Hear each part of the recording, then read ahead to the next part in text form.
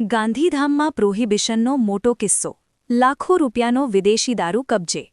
Gandhidham local crime branch LCB પૂર્વ કચ્છ અને Gandhidham B division police દ્વારા સંયુક્ત કામગીરીમાં વિદેશી દારૂના ગેરકાયદેસર જથ્થા સામે મોટી કાર્યવાહી કરવામાં આવી છે. પોલીસે પેટ્રોલિંગ દરમિયાન મળેલી બાતમીના આધારે શંકાસ્પદ એમજી હેક્ટર કારને રોકી તપાસ કરતા અંદરથી મોટા પ્રમાણમાં વિદેશી દારૂનો જથ્થો મળી આવ્યો હતો. પોલીસે સ્થળ પરથી 3 આરોપીઓને ઝડપી પાડ્યા છે, જ્યારે એક આરોપી ફરાર હોવાનું જાણવા મળ્યું છે. ધરપકડ કરાયેલા આરોપીઓમાં અરવિંદભાઈ તેજાભાઈ સોઢા, ભગવાનરામ સોનાજી બિશ્નોઈ અને વિશાલભાઈ સમતાભાઈ જટાણીનો સમાવેશ થાય છે. ફરાર આરોપી તરીકે ભરતભાઈ હડમાણીનું નામ સામે આવ્યું છે.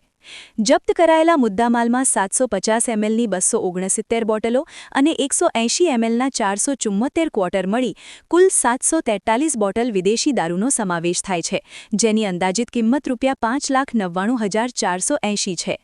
મોબાઈલ નંગ 3ની કિંમત 20,500ની કિંમત ઉપરાંત એક એમજી એસ્ટર કાર જેની કિંમત આશરે ₹10 લાખ અને મોબાઈલ ફોન સાથે કુલ મુદ્દામાલ ₹16,19,980 કબજે કરવામાં આવ્યો છે.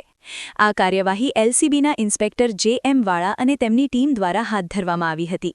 પોલીસે તમામ આરોપીઓ વિરુદ્ધ પ્રોહિબિશન એક્ટ હેઠળ ગુનો નોંધી વધુ તપાસ શરૂ કરી છે. Report by Alpesh Prajapati, Bhachau.